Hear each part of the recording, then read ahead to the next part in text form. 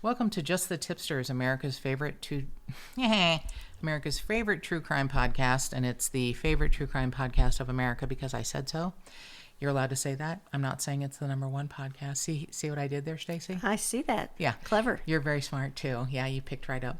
So I am so delighted to be here. My name is Melissa Morgan, and I am your host, and I am so happy to have as a co-host with me this week again, Stacy Owen, the program director of WFPK in Louisville, and I am so blessed to have such badass babes as my friends. Thank you for being here, Stacy. It's my pleasure. You're now sounding a little more animated, but the first episode we did, I thought we sounded like those women from Delicious Dish on Saturday Night Live, the NPR sketch with Alec Baldwin as the company head of Sweaty Balls. Any fan of public radio is a fan of that skit, and if you're not familiar with it, you should search for it. Yes. Definitely have to dig around and on YouTube. The clothing is perfection. The sweaters. It's Molly Shannon and I can't remember, Anna Gasteyer. Yeah, pulled that one out of my butthole.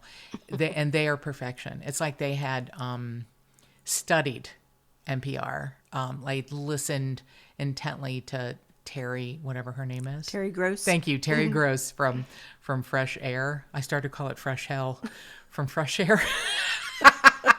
That would be a decidedly different Terry Gross hosting Fresh Hell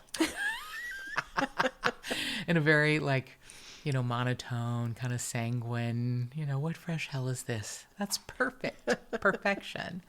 So you may hear a little crunching in the background, and that would be Siren Marie Bitchface Morgan Humphreys, who is chewing on her totally accepted and suggested chewing treat from the American Veterinary Orthodontic Association. It's these special chewy things I get that I try to distract her with when I'm trying to record. Such is the fun of recording from home. Yeah. I must say I'm very sad. I'm leaving for home tomorrow because Siren and I have fallen in love. Yeah, she's going to be like mourning. It's going to be terrible. She's going to wear like a black collar. And she'll just be crying all the time because Aunt Stacy is basically attached to her hermetically. And yeah, it's going to be a lot of fun. It's going to be a lot of fun me nursing her through her mourning period. And retraining her. Yeah, and retraining her to not jump on people because Aunt Stacy is like, oh, are we dancing? Yeah. So this is an interesting case to me, and I didn't want to cover it alone, so I'm glad I have company because I don't have children or much of a family, but I have a difficult time with cases involving someone who kills a child and someone who commits patricide or matricide. It's unusual, and this one feels more gross than most. Sometimes you hear about a pause when someone kills a family member, a child, and then they continue their horror. And this person had, in my mind, too much time between the killings. And I don't want to elongate the horror, but too much time it took him to complete the killings. It was, and to think, we hopefully love and trust our parents, the people that not only made us, but, brought us into the world, and we are part of them. They're part of us. And it's like, I don't understand how you kill a child or family member because that's like killing a part of yourself. I've never been able to understand it either. Yeah. I know that Stacy and Colin were such amazing parents to Emily and, did a lot of things, let go of a lot of things that they probably would have liked to have done to benefit Emily, to give her the best life and that she could have. I know they, probably didn't do things that they wanted because they wanted to make sure their daughter had a great life and a great experience, and they succeeded. And I don't get, I think most parents would find it an impossibility. Well, I Thank think God. most parents do what you just said. Yeah. You know, Well, okay. You sacrifice Right. some things so your child can have maybe a better life than you did growing up. So Let's say we hope most parents do that. I bet you there are, psychiatrist couches filled with people who would disagree. maybe so. But I know that you and Colin worked very hard to make sure that Emily had a great life, and it's apparent now that she's an adult and that you are so close and that you are friends. Those are the things that matter, and I know she's aware of that. It may take us a while when we grow up to understand what our parents do and why, but I know I had the utmost respect for Betty Morgan. So yeah, Who was an amazing mom. she was. I feel like you not being a parent, I don't understand a lot of things that happen, but I feel like you and she had a lot of the same qualities in that, you're a mama bear. And my grandmother, who never really had a lot of nice things to say about my mom, one time described her as a tiger. And that was before the term tiger mom became famous.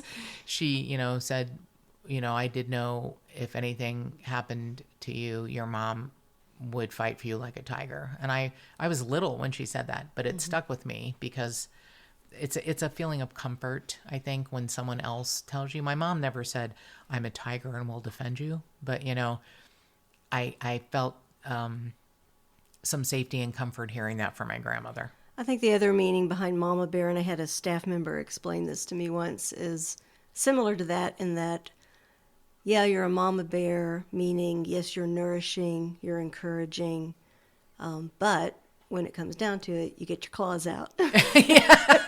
If somebody If you have fucks to, with right. one of your cubs, they're going to come away with some, big old scratches at the very least, right, if yeah. not have a part of your hide bitten off or something. Yeah. So this is unfortunately the inverse of that. And I always think with cases like this, there has to be a wire loose somewhere. There has to be mental illness involved. Yes. I and can't you're imagine kind. anyone in their right mind. Right. And the perpetrator actually gives a one-sentence explanation as to why he did what he did, and it's just not enough for me. And I, try very hard to, understand when people say things like a mental illness, but I just don't think that's enough. I just don't think that's enough. I mean, I don't know many people who don't have mental illness of some sort. It's not a good enough excuse. And I think you'll understand when we get into this. So it's the Sharp family murders, and I'm calling it that because that is the way it was sent to me, and I still feel so bad because I don't remember if it was Tipster Dorota or Tipster Ken. And I've fervently went back through emails and messages trying to find it, and I can't. But whoever sent it to me, thank you. Maybe there's part of me that wants to be mad at you, but I don't want to call it the John Sharp murders or the Mornington murders or the Victoria murders.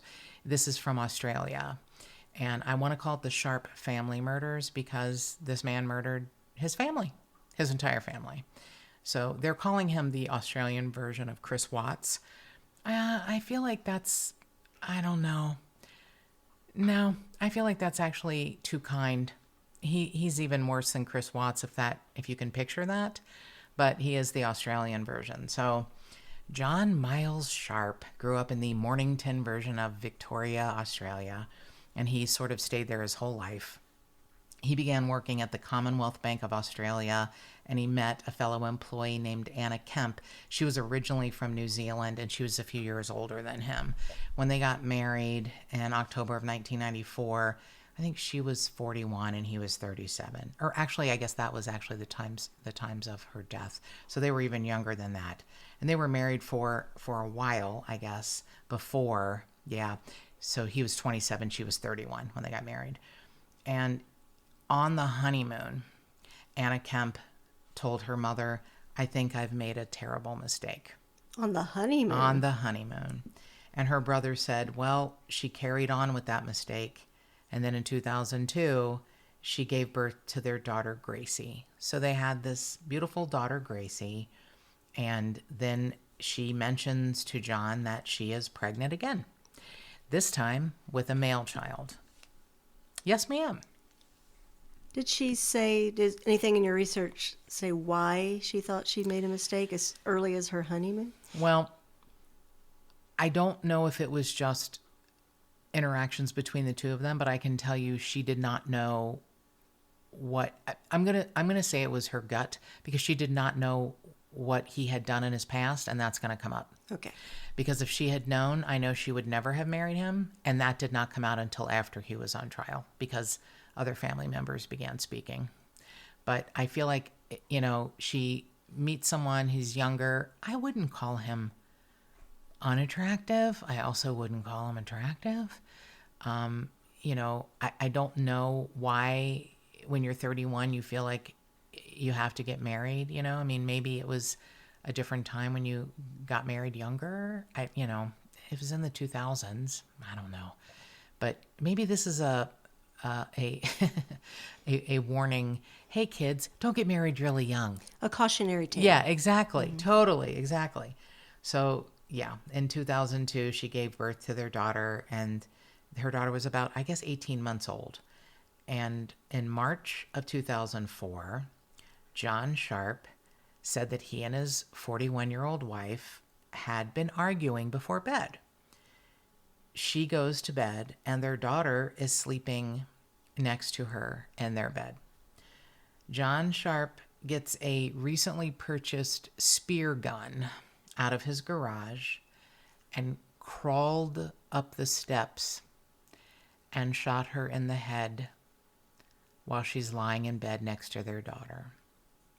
And I believe it took twice to kill her with a spear gun. She didn't die immediately. Yeah, he had just purchased it. Not long before that, he had never shown an interest in being a spear gun fisherman. He had shot the gun one time into their backyard, and that was that. I think he was waiting for a time and an excuse to do this to her, and he sort of says something like that a little later. He then covers her body with towels and goes downstairs and goes to sleep on the couch. He gets up the next day and tries to take the spears out of her head, but he can't do it. So, he's like, oh, well. And he goes about his day. He takes Gracie to daycare. Everything just, he goes along with his day. 2 days later, he takes his daughter to the sporting goods store to buy more spears. She's 20 months old. He buys more spears. There was a TV repairman who arrived at their house, and he was afraid that he had either seen her body or would, figure out something was going on. So he buries Anna in the backyard, Anna and their unborn child in her belly in the backyard of their house later that day. 4 days after he's killed his wife, March 27th of 2004, he puts his daughter down to bed. He then drinks several glasses of whiskey and Coke. He said it was to numb his senses. 4 days later, and this is the part that's going to be hard, he shoots his daughter in the head 4 times because she doesn't die immediately. Oh my God. He has to take 2 spears from his wife's body, and one he has to take out of her head and shoot her again. I see what you mean about the length of time Yes. that went on. Yeah. This isn't... It's almost unbelievable. It is unbelievable in my mind. Yeah. Chris Watts did everything within an 8-hour period. Kills his wife, his pregnant wife, kills his 2 daughters, puts them in, oil tankers where he worked, buried his wife in a comforter near the oil tanker. This guy goes about his day, takes his daughter to daycare several days in a row. I don't want to call this mental illness because I feel like that gives him an out or a reprieve. But you're right. A wire loose is a really good way to describe it. I feel like maybe many wires are loose, and you'll find out he has other issues that, Yeah, and we're going to get into that too. Well, I don't think mental illness ever justifies anything, but Right. sometimes we hope it will explain something. So Exactly. yeah. So he waits 2 more days. Thanks, Ice Maker. He waits 2 more days until March 29th of 2004, and he goes back to the hardware store. And he gets 2 tarps, an electric chainsaw, and a roll of duct tape. Let's call this a murder kit. He, on March 30th, digs his wife's body back up, takes his new chainsaw, cuts his wife Anna's body into 3 different pieces, wraps up the body parts, and he goes back to a landfill and dumps her body along with the chainsaw. So the day after he kills Gracie, the baby, he goes to her room and had wrapped her, body in towels so to cover his crime. I guess. I don't even know. He said so he didn't look at the horror of his actions. I don't even want to give him. Yeah. So he takes the spears out of her head. He was more successful with doing that than with his wife, Anna. And he wraps her body in garbage bags, and then he drives to a refuse transfer station where he then dumps her body to. He throws out the spear gun and the spears, as well as some of her clothing and toys, at the same landfill. So within days of murdering his wife, John Sharp told several of her friends, "Oh, you know what? She left me. She left me for another man." Really, guys? Come up with something better. It just reminds me of "Oh Brother, Where Art Thou?" It's like Mrs. Hogwallop done RUNNOFT. She done run off. No, she didn't at all. He continues, taking his poor daughter to daycare for a couple of days until he murders her. He calls Anna's mother and says, "You know what? Your daughter left me for another man, and I don't know where she is," but he expected his mother-in-law to come and pick up his daughter, later that week. His mother-in-law is like, "I don't know what you're talking about. Anna wouldn't just run off with another man and leave her daughter." And he's like, "Yeah, you know what? Never mind. You don't have to pick Gracie up. She's in a better place." How odd. How odd. He's you can say, in fact, a profiler said, he's not that smart. I'm sure he thought what he was doing was smart, but he couldn't have made more ignorant mistakes, honestly. You don't want to give someone a Bible on how to commit, murder, but he did. I mean, this isn't the first time someone has tried to convince someone's family members, "You know what? She left me." Mm-hmm. To me, it's the oldest story in the book that if someone kills a partner, it's like, "Oh, they left me for someone else." Sounds like a comment like that would certainly send a red flag up to her mom. Well, that's exactly what happened. He thought that he was going to be smart, and he got into her email account, and he emailed her brother, his wife's brother, and said, "You know what? I'm happy. I was pregnant by another man. I've left John. I'm with this new guy, and we have this, baby on the way. Everything's great. Everything's wonderful." He then sent one to her mother also from her email account, and they were like, "You know what? This is the strangest thing we've ever heard, and we know something's wrong." So they file a missing persons report. Not him, but her family. So they, of course, show up and talk to him. "Where's your wife's whereabouts?" "Oh, she left me for some guy. And I mean, look, here's, I can't, I don't know. Why don't you call her cell phone? Look, here's some emails." So the police are, looking into, she leaves you for someone else. She's pregnant and she takes your daughter. Huh. Oh, okay. Alrighty then. So the media grabs onto this story, and this puts John Sharp in a very awkward position because he has to explain where she is, where his daughter is, and what the fuck happened. And he's obviously not good at this, but he's like a lot of narcissists, like Chris Watts. he appears on TV and attempts to look forlorn and, mournful. My favorite is that he takes an actual tissue but he wipes it over the bridge of his nose. He's not like wiping his nose. He puts it, it's like if you're a girl and you have oily skin and you want to preserve your makeup, you take a tissue and blot. He needed blotting papers. Some bad acting going on. Yeah, totally bad. And you're gonna hear this is, I think, pretty interesting from a profiler. So they, are looking into, the police are like, hey, what's going on? And he actually looks into the camera and says,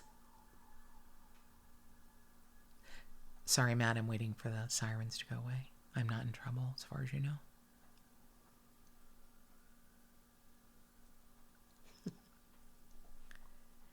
He looks into the camera and says, Anna, our marriage may be over, but I still love you, and you're the mother of our beautiful daughter, Gracie, whom we both adore more than anyone else. He then says, if anyone has information about my missing wife and daughter, please come forward. Very much like Chris Watts, just so stupid.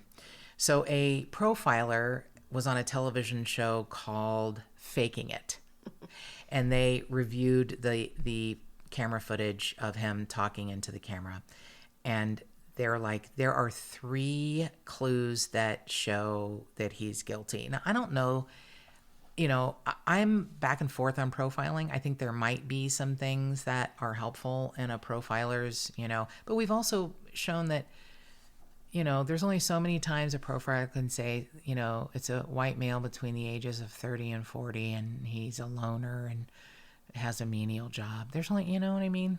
It just, I know there's some validity to it. I'm the person that still holds on to the McDonald triad, and I'm apparently a nut job for thinking that. I'm also not willing to throw out all odontology, forensic odontology, even though that's kind of, shown as junk science. But anyway, so this body language expert says that John Sharp gave himself away as the killer by doing something he calls juggling his eyebrows. He said he's contorting his face to make a face that looks like he's showing concern, but it's a fake concern. It's shows this Dr. Cliff Lansley told this television show on Discovery Plus called Faking It. This is a very poor attempt at portraying concern and sadness, and therefore we've got to doubt the integrity of his message. First, we get this prolonged eye blink. It's a good part of a second, maybe just a little bit more than a second, and that is a distancing signal. Like if you blink, you're taking time to probably come up with a story. Mm-hmm. Yeah. So we've got the juggling going on between the eyebrows, which is highly unusual. He's squirming and trying to form his upper face into a sad pose.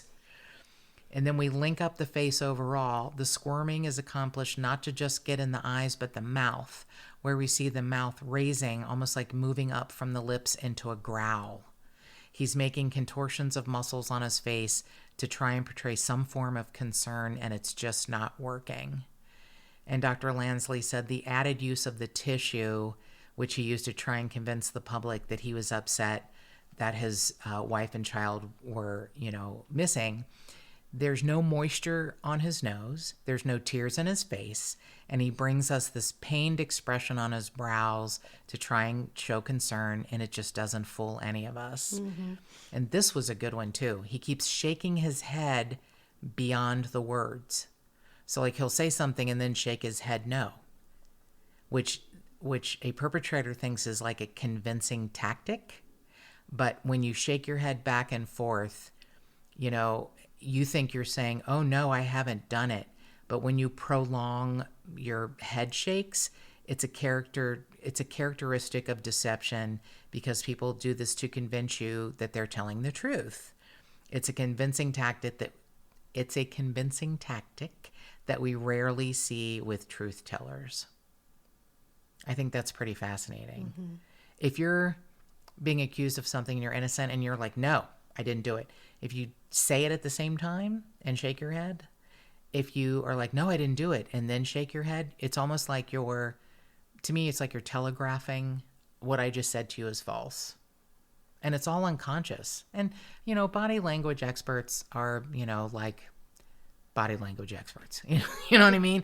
You can buy into it, or you can say, I'm going to take what might resonate and leave what doesn't. But I feel like what they've said is pretty fascinating. Mm-hmm. I mean, the tissue, when you see, they have, videos on YouTube of his appearance in front of the news crews. The tissue is hilarious because it's nowhere near any place you would wipe anything up. It's bizarre. Well, I think just, I can usually tell when someone's, like avoiding my gaze or not looking at me. You can usually tell someone's not telling you the truth.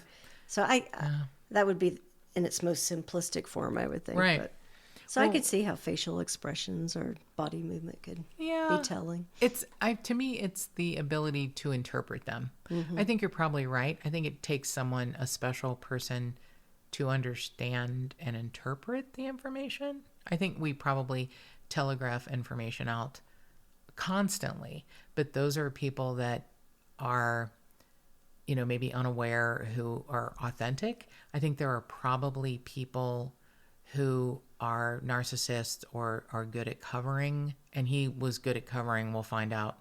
Not so good at covering the murders, but we'll find out he was good at covering other terrible things. I feel like you need someone who's more detailed and precise to find the truth in that giant pile of shit, if that makes sense. I think you got to dig. You got to have someone who can dig a little deeper. Mm-hmm. Well, yeah, you would have to rely on more than a profiler. Yeah, or a profiler that has a specific amount of education, I guess. I mean, I don't know. I mean, someone like Ted Bundy, who, everyone said was charismatic. There are people who can pass a lie detector test, and they have straight up done it. And there are people who fail a lie detector test who are as innocent as the day is long. So some of us are just bad test takers. Yeah, it's not like the SAT, but yeah, I get what you're saying. Forensic psychologist Carrie Danes said John Sharp was described as a quiet man, a shy man. Well, that's one way to look at it. And she said, he was actually quite socially inept. He didn't have much in the way of communication skills, and he didn't have a lot of emotional intelligence. I think that's pretty fascinating. Mm-hmm. So the police finally take him in, and after, I think it was 5 or 6 hours, he ends up confessing, which I think is interesting. And they had not found their bodies yet, even though he pointed them to the landfill. They had to dig for a long time because where he said, I guess it was already covered up by stuff. So he gave them the exact coordinates of where he dumped them, and they kept looking and looking. They had gotten, it took 3 weeks. They had gotten the confession from him, but it took 3 weeks to find the dismembered bodies of his wife, her unborn child, and their 20-month-old daughter.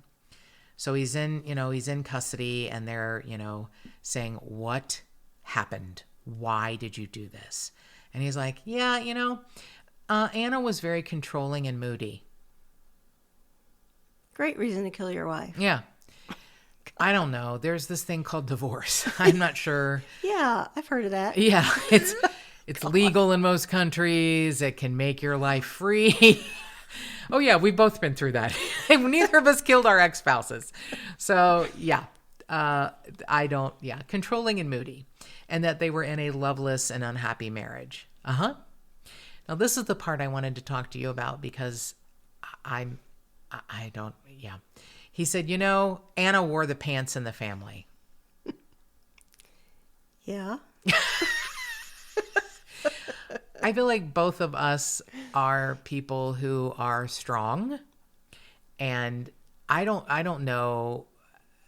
I know I wore the pants in the first marriage. I don't know if I would say that with Mark. He might say I would, but I didn't divorce him. But it's a thing that men say. I just want to know what women think about that. Oh, about a man saying that? Yeah. Well, I think in this day and age, it's just a sexist statement. Yeah. Yeah.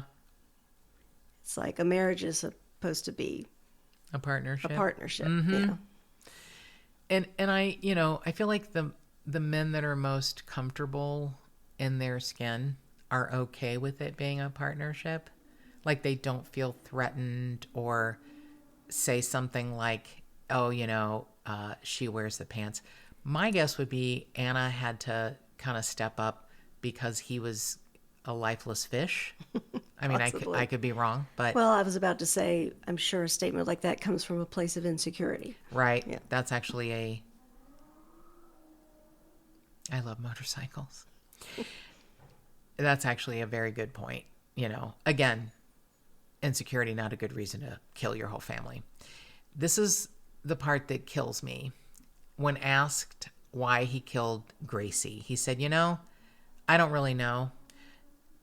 Irrational bloody madness, I guess. Irrational bloody madness to kill your own daughter. I think what happened was she expected him to be happy that she was pregnant. He was not. He told her, I didn't want another baby. I didn't want another baby. I think she decided, I'm going to leave and raise the babies myself. Why he, didn't just let her leave, I don't know. I don't know if it was financial. Maybe, she made the bulk of the money. Maybe he didn't want to split what he made. I don't really know. But I can tell you that Anna Kemp told her brother, about a month before he killed her, I'm going to have an ultrasound to find out the gender of our baby, and he doesn't even want to go with me. And she told her brother, Gerald Kemp, if he doesn't show more interest in this unborn baby, I'm going to leave him. And she didn't get a chance.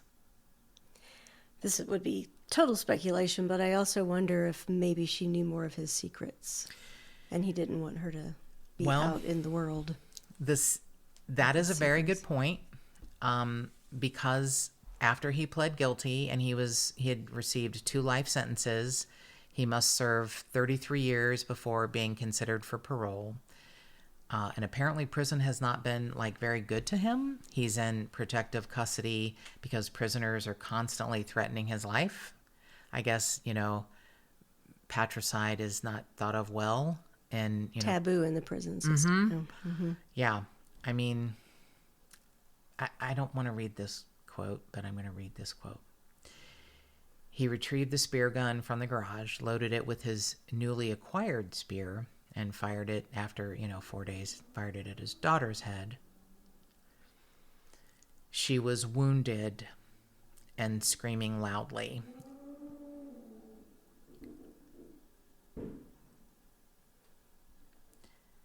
He then got the 2 spears he'd pulled out of his wife's head and came back and fired them into his poor daughter Gracie's head.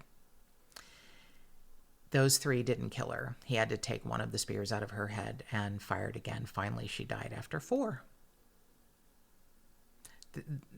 Going back to the amount of time it would take to kill your daughter and your wife who's carrying your child. So there is a theory. Stacy brought up something very important.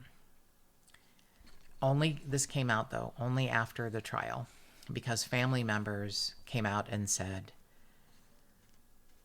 John Sharp molested me. Several family members.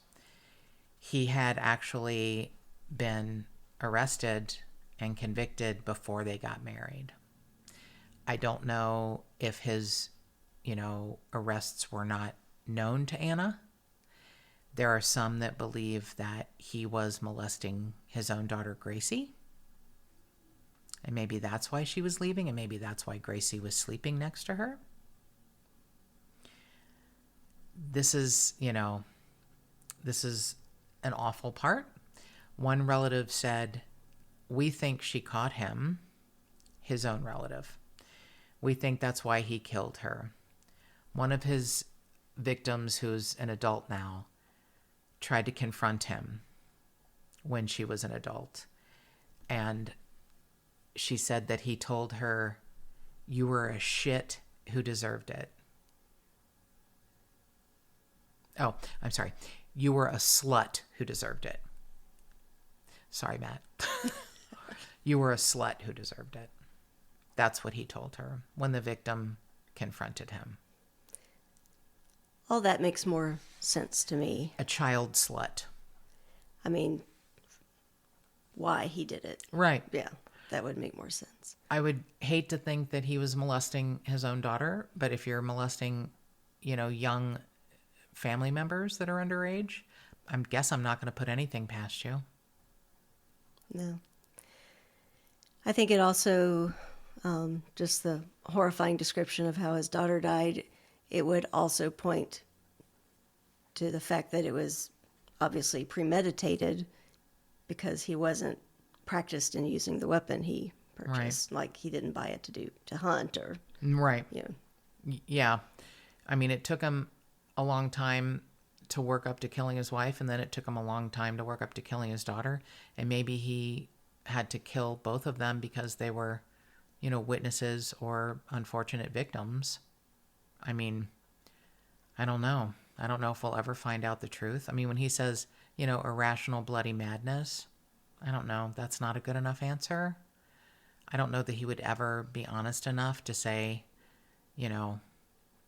the thing about child molesters, and I can say this, is that there are no, there are people on websites and who get convicted who are 18-year-olds and they have 17-year-old girlfriends. That's not what we're talking about. What I'm talking about is an adult who molests a child, and there are no sexy children. There's nothing sexy about a child or your own child. They're not Lolitas who are enticing you. They're children. And they come to you because you are the adult who is there to protect them. Those are the stories that very sick people tell themselves. Right. Yeah. Which is unfortunate because I think that is an excuse. I mean, to say you were a slut and you deserved it. Maybe he could say that to her when she's an adult. Maybe he felt more comfortable saying it as an adult, but it was obviously what he thought about her when she was a child. I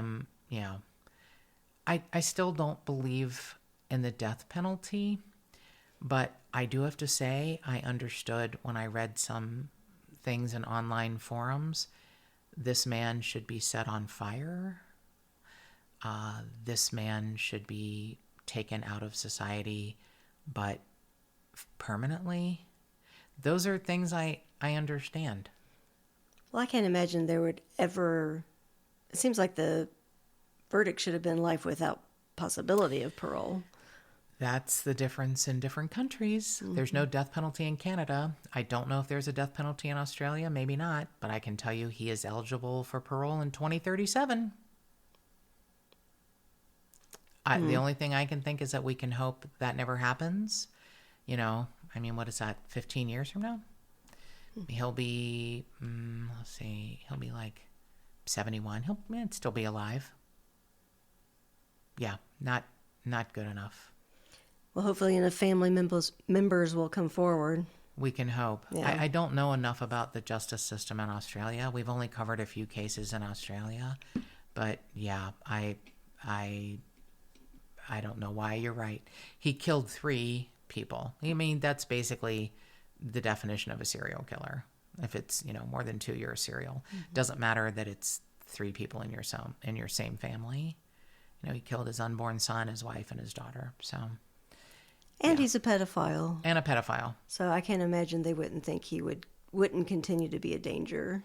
Not only that, society. But yeah, could there be any contribution that he could make that would be worth anything?